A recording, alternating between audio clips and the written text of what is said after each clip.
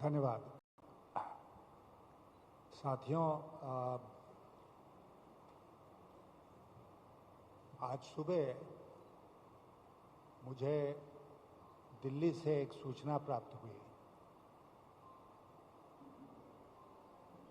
उसके अनुसार ये पता चला कि कल देर रात को दिल्ली में प्रधानमंत्री जी, गृह मंत्री जी और पार्टी के जो अध्यक्ष हैं नड्डा जी, इन तीन लोगों की बैठक हुई, एक समीक्षा बैठक, जिसमें और जगहों में जो चुनाव हो रहे हैं उसके अलावा विशेष तौर पर यहाँ बंगाल में जो चुनाव हो रहे हैं उसके बारे में चर्चा की गई। और मेरी सूचना के अनुसार, चूंकि ये इंटरनल मीटिंग थी, इसमें फ्रैंक एक्सचेंज ऑफ व्यूज हुआ, तो ये ट्रॉइका जो है बीजेपी का, वो इस नतीजे पर पहुंचा कि जो 2 फेजेस के चुनाव हुए हैं उसमें उनका परफॉर्मेंस बहुत ही निराशाजनक होने वाला है, और बाकी के जो 6 फेजेस हैं बचे हुए, उसमें वो उनका परफॉर्मेंस वो जानते हैं कि और भी निराशाजनक होगा। अगर कुछ उम्मीद उनको थी तो फर्स्ट 2 फेजेस थी। तो इस मीटिंग में ये तय किया गया कि आने वाले दिनों में जो वो माइंड गेम्स खेल रहे हैं यहाँ पर, उस माइंड गेम को और भी मजबूत बनाया जाए और जितना झूठ बोल सकते हैं, झूठ की मात्रा को बढ़ाया जाए। और उसी के अंतर्गत आपने देखा होगा कि 3-4 दिनों से जो एक अफवाह भारतीय जनता पार्टी की तरफ से उड़ाया जा रहा था कि ममता बनर्जी कहीं अन्यत्र से चुनाव लड़ेंगी, ऐसा उनके द्वारा कहा जा रहा था। तो उसी के अंतर्गत तो जो कल रात को मीटिंग हुई जिसमें जो फैसला हुआ, उसके अंतर्गत पार्टी के अध्यक्ष नड्डा जी ने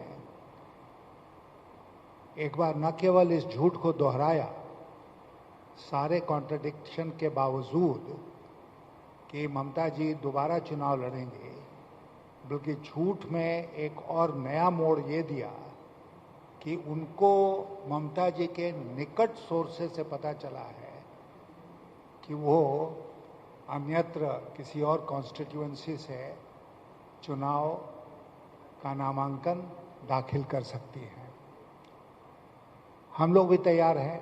आने वाले दिनों में बीजेपी की तरफ से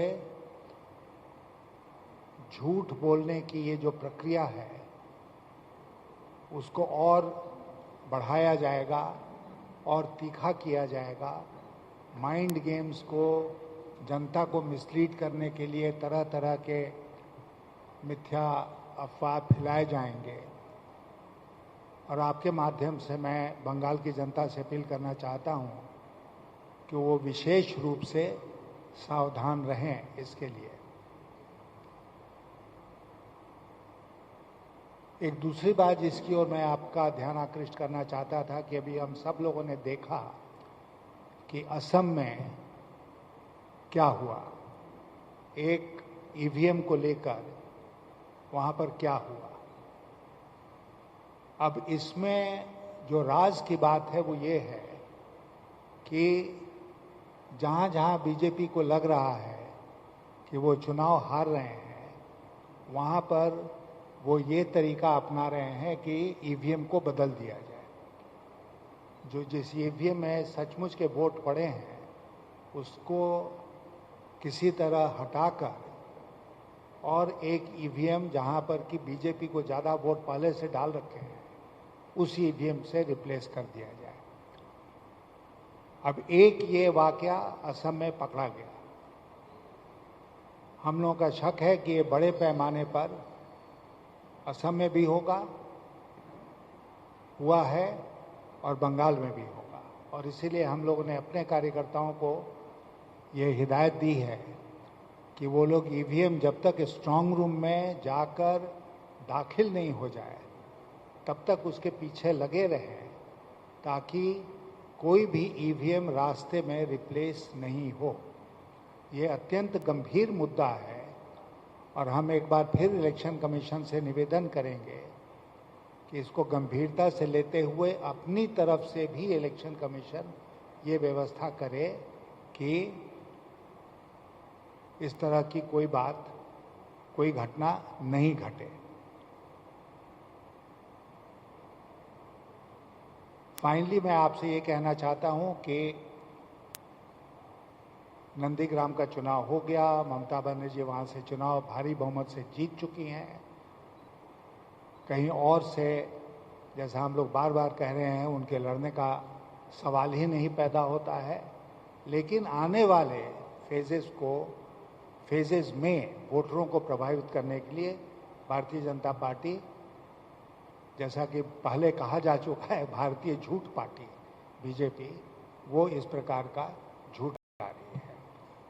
मैं आज के दिन अपनी तरफ से इतना आपसे निवेदन करना चाहता था। धन्यवाद।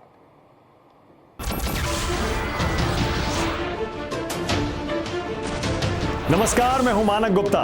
अगर आपको हमारा ये वीडियो पसंद आया हो तो इसे लाइक और शेयर जरूर करें, और हाँ, हमें सब्सक्राइब और फॉलो करना ना भूलें, ताकि आप देश और दुनिया की कोई खबर मिस ना करें। तो जुड़े रहिए हमारे साथ और देखते रहिए न्यूज़ 24।